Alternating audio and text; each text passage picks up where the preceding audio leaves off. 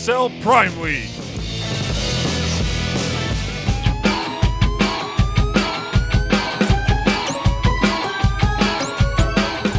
On Coda for the second series of the night, and down here in the bottom right-hand corner, it's our blue Terran player. It is from CM Storm, Polt.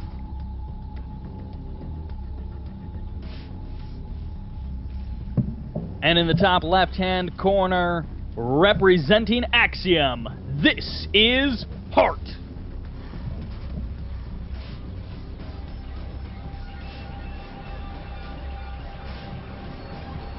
Very happy to once again be casting Hart. I believe this is the first time I have ever cast Polt, but certainly a TVT to look forward to, and even if you don't like TVT, well, you can get slapped in the face, because this is going to be great.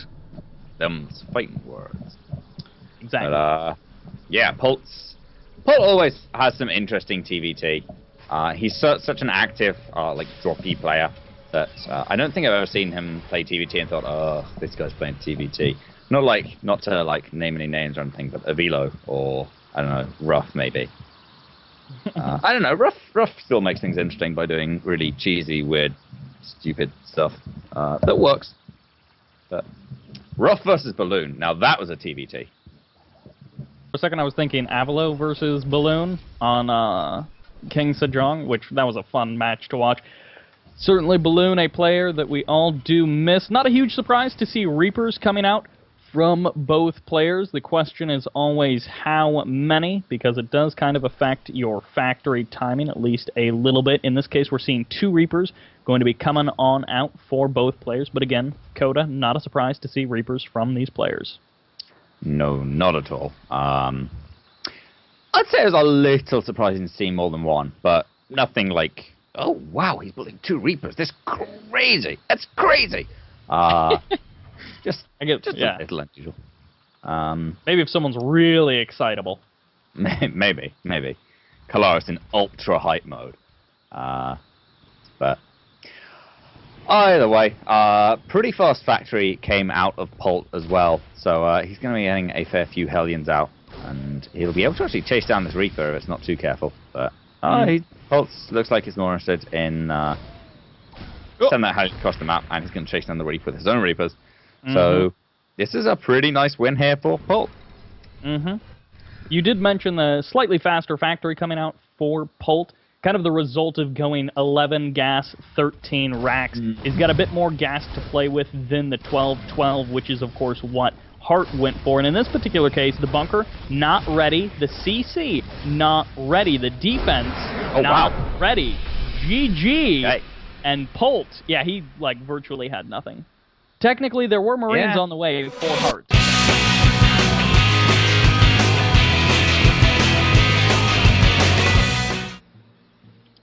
And in the bottom left-hand corner, Axiom Hart.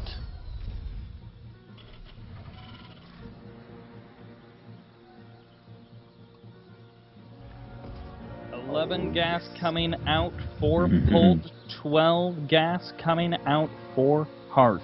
Not a big enough difference between these two just yet. Barracks timings almost exactly the same on 13. Yeah, pretty much the same. I think it will be cutting a little too much for Polt to put that barracks down much earlier, especially with its fast gas, but yeah. I don't know, it's just... What does this say to you? Does this say another Reaper and factory from Polt and just a fast factory from Hart? Definitely it could be a couple of different things. I am not inside of these players, and I do not play TVT at the same level of them. But based on last game's performance and the fact that Polt very likely wants to get this over and done with, I would not be surprised if we saw a repeat. Although with that gas first, he could go for, early factory, and actually, from Hart, that's exactly what we're seeing. He's skipping that Reaper, that extra gas he's saving, getting the Marine instead, and his factory is a bit faster, even though his gas was later. And yeah, see, look at that, he's blocking it off with the supply depot. That's where the Reaper jumps up. So now he actually should be... Oh, yes. Yes, yeah, right. He should be blocked off. That's what I was thinking of. At any rate, of course, from there... Oh, Banshees That's what I was eventually going to get into, and then I just took so long to actually say it that not even worth it. It could be Banshees. Oh, well. Maybe he's going ultra-fast tank. Most likely Banshees, though. Although, you know what? I have seen some fun builds with ultra-fast tanks. Mm-hmm. You'll laugh, but you never know. It's like a really solid contain, it's difficult to break. That with the starport going down, it looking increasingly less likely that it's going to be an ultra-fast tank. And as it is, Polt's Reaper just actually sitting in the center of the map. Once kind of he likes it in the bushes. He's one with nature.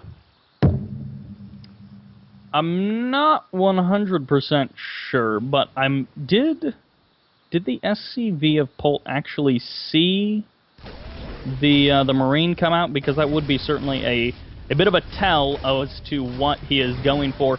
Hellion, of course, taking quite a bit of damage from the Reaper, will be finished off by the second Reaper. Very unfortunate there from Hart. Losing that Hellion is definitely not something that he wants to do. He does not have a wall off, but the Reaper has a limited trajectory from which it can enter this main base.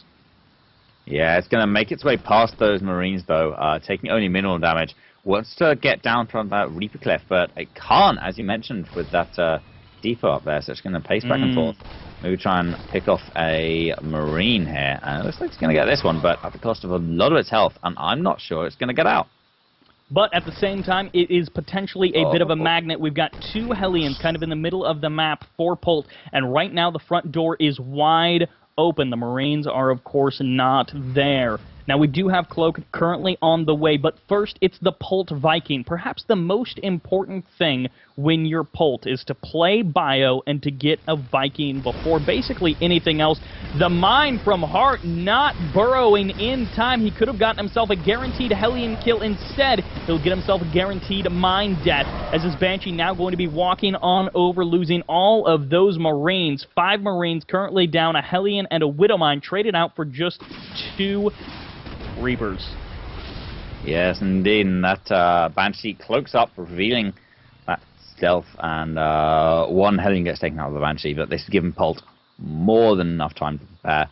The Raven will be well on the way. I imagine this Viking will just kind of go home and defend against that Raven, but Hart, he knows there's Hellions on the map. He can't afford to just not have a wall, and he's going to do that. Command center on the high ground as well, but Polt should have good command of this low ground location, actually. Hart doesn't... Well, yeah, Hart only has 2 Marines, just finishing up now. Banshee and a Raven... Or, not a Banshee and a Raven. A Viking and a Raven going to be chasing away the Banshee just as the Cloak expires. The Banshee goes down. And, of course, that's great for Polt. He is in very nice shape to open up with a nice 2-0. Of course, with his kind of like world-class performance that he can bring to StarCraft 2, a solid opening like this is pretty much all that you can ask for. Yeah, absolutely, and is pretty good for him. He's traded off really nicely and efficiently, where basically all his units have done what he wanted them to. The Hellions took a bit of map control, traded off nicely against Marines. The Viking took out the Banshee. Only his Reaper, maybe, didn't live up to expectations. Although, to be fair, the Reapers took out a Hellion, and that's pretty nice. But as it is, Polt moves in with those Hellions and has to move back on out again. And Banshees meet in the midair. Hart dropped a scan there on top of Polt's base. Specifically on top, it was a little bit off-center. It was on top of pretty much all of the production of Polt. He spotted himself a second Rax. He technically didn't see the third Rax going down, but I'm not exactly sure what he had in mind with that scan. For me, it of course confirms that a guy like Polt, who always plays bio, is once again playing bio. So the Banshee going to be coming on in. It does have to deal with the Viking and the Raven, but of course this Banshee, it's just trying to get as much value as possible. That value is basically 0. One day, I make a prediction. Polt is going to play mech, and it's going to take everybody by surprise, and it's going to win him 1 game, and that's it. So he'll never do it again. No, he'll just lose that game really bad because he's never played mech before. He's like, I don't know what to do. It can't be that hard. Siege tanks and that. But Banshee moving in here. It gets a nice little position. out of range of that missile turret and denies the gas mining.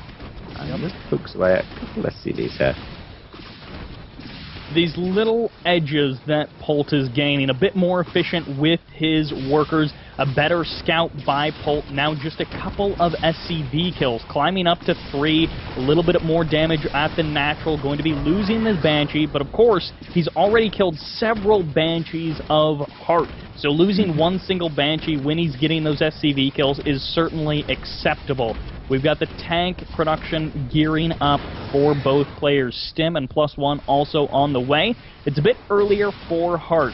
After that first initial scan of Polt's base, Hart dropped down that engineering bay. He also started Stim pretty much all at the same time.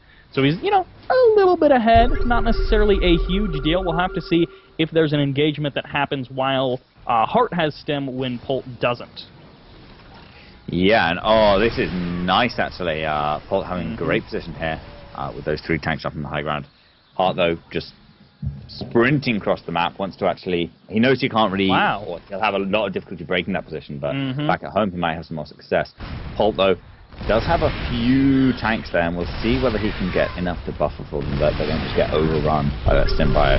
As it is, this is denying both of the natural gases of Hart, so Polt is going to be in a good position here, and just drop on it.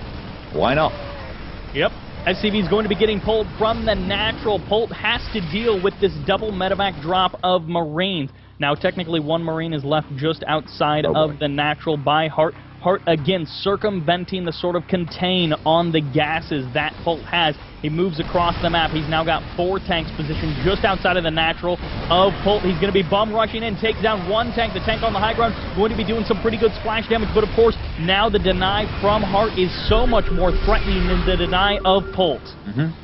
But Polt is going to move his forwards. Hart doesn't have nearly as much of a home to defend as Polt does. But I don't know, it might still be enough. There's a lot of Stim Marines, and Stim Marines are pretty good, but looks like Polt shooting down that medevac is going to be able to move in towards this natural base. The SCV's coming off the line as the tanks siege up. If the SCV's close with the tanks, not much they can actually do. And the Marines spreading out very nicely for Hart. The last tank is going to fall, and Polt just has a couple of Vikings up here, and the tank on the high ground is going to be able to take them out without no trouble at all. And, on the other side of the map, though, forcing the liftoff of that orbital command at the natural. Hart starting to get back some of that value that Polt has been claiming throughout the entirety of this game. There's the push forward, snipes down both of the tanks, and Polt forcing Hart to back off. In that last engagement on kind of Hart's side of the map, he was desperately trying to buy time for those waves of reinforcements, which, of course, in ZVZ, as we saw in the first series, and now in TVT, that reinforcement wave and getting your timings and your macro is so incredibly important. We focus so much on the wonderful control that players have, all of the minute kind of details of micro, and yet at sometimes that macro and just making sure that everything lines up, that your Marines are all coming out at the same time, your tanks are synced up, can be so important in these knife-edge situations. And speaking of macro, the price that Hart paid to buy that time was his SCVs. As the dust settled after that, he went down to about 28 SCVs. Now back up at 34, but Polt still with a distinct advantage here, and that's going to cut into Hart's economy quite a lot. If Polt can pull ahead in the army count, then he's going to be in a great situation to be able to close the game out. And we'll see what he can manage to do. Hart is prepared for a Doom Drop.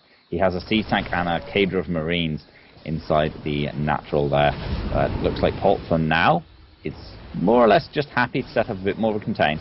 Oh, this Marine is going to spot a couple of Vikings moving across the map. Sorry, medevacs. Vikings full of Marines, medevacs, what's the Terrifying difference? Thought. Yes. Yeah, they just unload Marines and then drop and start shooting stuff up as well. Hart going to be splitting off a couple of Marines to take care of that Marine of Polt's over at the 3rd.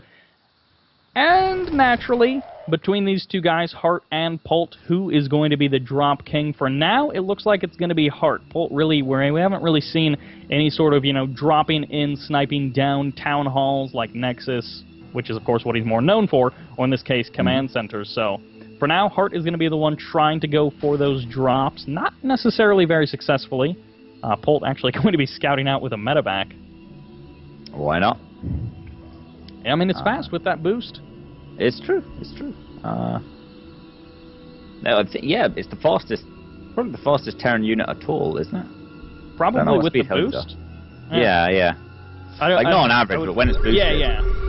Oh, there's going to be the stem moving in, catching Hart a little bit off guard, but there's going to be the stem from Hart. It's going to be healing from both players, but Polt forcing Hart to move away. 4 more medevacs, double the number that Hart had for that engagement, and a couple more Marines for Polt as well. Going to be pretty much guaranteeing him that slight skirmish victory.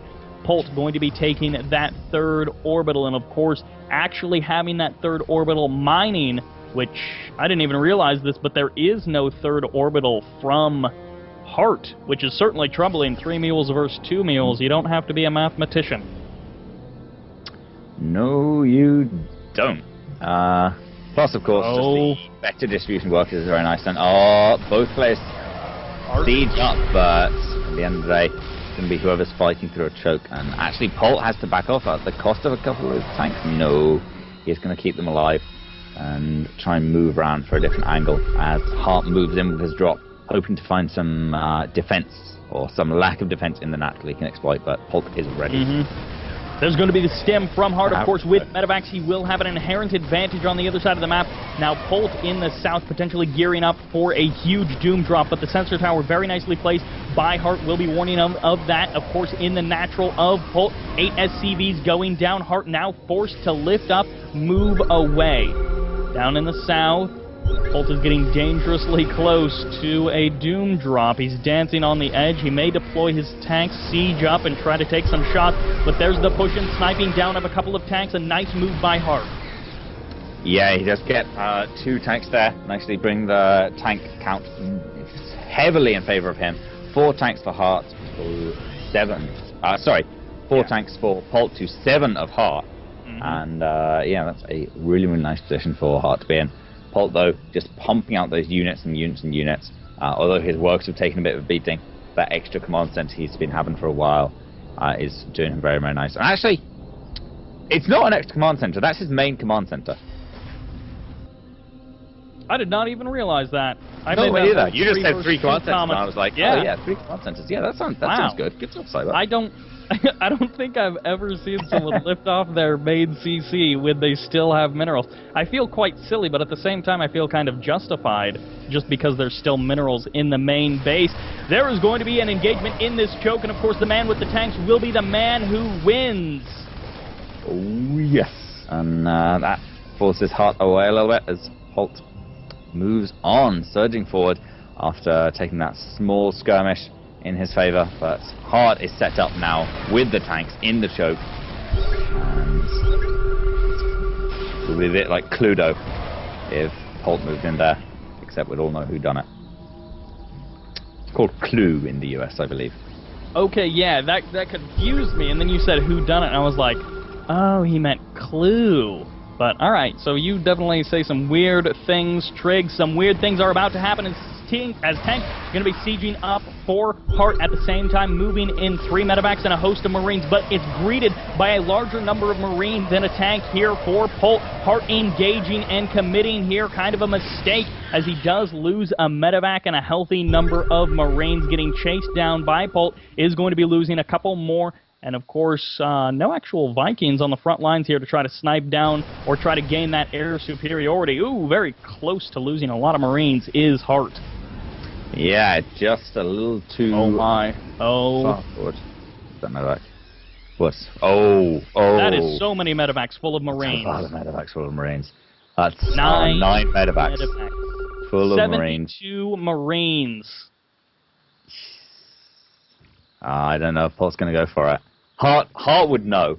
All game long, until now, Hart has had a contingent of Marines and a tank in his main base. He now has a sense tower there, and he's kind of decided that makes up for it, so he's not actually got it. But Polt, those medevacs and Marines are still kind of floating around, just being avoided. The vision of Hart, and actually looks like Polt is going to go for it as Hart moves through the center. Polt wraps around both sides, and he's going to take a great position here. Could force a base trade, and Polt actually just dropped on top of his opponent's army, and he's going to surge straight into natural as Hart goes into Polt. Oh dear. We definitely have an awkward situation as it's huge clumps of Marines on both sides of the map. Hart going to be losing his main base if he can't stop this sheer waterfall of blue heading up his ramps. At the same time, going to be forcing Polt to lift off and fly pretty much all of his production out of his main. Polt going to be stutter stepping forward, sniping every single one of the production facilities that he can, splitting off some Marines to focus down the flying buildings, other Marines to focus down what's on the ground. He's got an overwhelming number of units, but can he kill off these last few units of barracks? Escapes? It's not burning down. The orbital command will soon fall out of the sky, but the third base is untouched. It is sitting there for Hart, mining away a planetary fortress, his bastion of hope. Yeah, and Planet Fortress are pretty good on Marines, but Polt has a lot of tanks here. I'm not sure it's going to be enough. He's queuing up to take down the SCV so he can take them down a bit more easily, but Hart is repositioning. He's trying to get in the right location. Polt's brought a lot of his SCVs with him now. He's going to try and focus down this Planet Fortress. The SCVs are repairing for all their worth, but as the Planet Fortress falls, so too do the SCVs. And Polt still has an orbital command. What does Hart have? An orbital command as well, but it's kind of on fire. Is it actually not burned down yet? I'm actually kind of surprised, but oh, I guess a different one trying to make its escape. Polt deciding to establish his new main, even using the reactor. Oh no, no, don't kill them! He's killing them! He's killing them! Does he not know that they actually take over? He might not. Polt, you darling. Oh, he does! Yes, he attacked them! Oh, the SCVs even. Yeah. Hart down to 65 army supplies, stutter stepping his Marines. He does have a reasonable number of tanks, but half, or not technically half, but basically half the Marine count of his opponent. Can he drop mules? Will he get the repair down to just 20 HP? He saves this orbital command, hardly anything left. Now, when you look at that army discrepancy, you're probably noticing it's about 60 up for Polt, but you also have to keep in mind he's up 9 medevacs over his opponent, so it's 6 medevacs to 15. Yeah, that's a portion of the army supply, but yeah, it's double the Marine. For Polt. Plus those 16 SCVs that Polt has, add that little bit of extra tanking could allow him to actually close with those siege tanks. If Polt splits off a couple medevacs worth of Marines, one down to the kind of lower path, one through the choke, and comes in a huge concave, then I reckon he can storm it, but he's going to go for it. Running into these siege tanks now. The stim forward comes from Polt. He's trying to get on top of these tanks. We've not managed to get his own tanks of siege up now, and everything from Hart gets obliterated. The 2-0 is Polt. GG, one last desperate attempt coming out from Hart. He was hoping against hope. Thanks for watching the video. Please subscribe to support the ASL by hitting the button now.